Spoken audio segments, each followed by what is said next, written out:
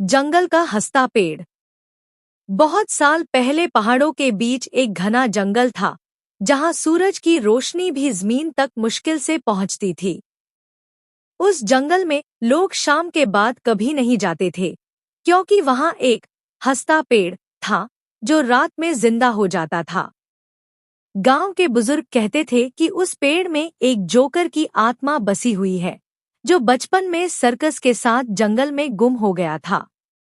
उसकी हंसी इतनी डरावनी थी कि सुनने वाला पागल हो जाता था। एक दिन 3 दोस्त रवि, समीर और गोलू ने शर्त लगाई कि जो हंसते पेड़ तक जाकर घंटी बजाएगा, वही सबसे बहादुर कहलाएगा। तीनों रात के अंधेरे में टॉर्च लेकर जंगल में घुस गए। पेड़ों की सरसराहट, दूर से आती उल्लू की आवाज और झींगुरों की गूंज से पूरा माहौल रहस्यमय था।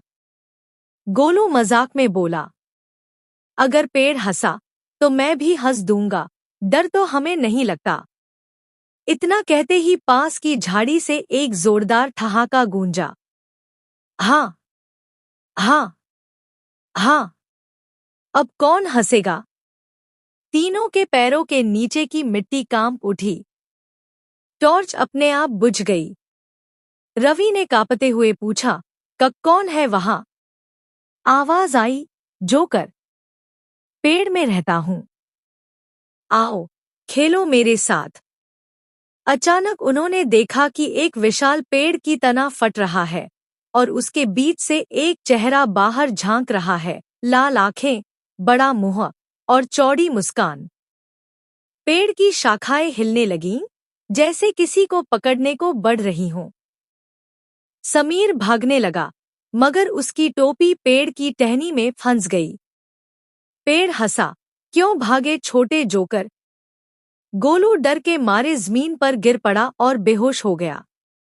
सुबह जब गांव वाले पहुंचे तो तीनों दोस्तों को पेड़ के नीचे बेहोश पाया। लेकिन आश्चर्य की बात यह थी कि पेड़ की तने पर तीनों के चेहरे उकेरे हुए थे, जैसे पेड़ ने उनकी तस्वीरें निगल ली हों। उस दिन के बाद जो भी जंगल से गुजरता, उसे कभी-कभी तीनों की हंसी सुनाई देती। हाँ हाँ हाँ, चलो अगला कौन आएगा?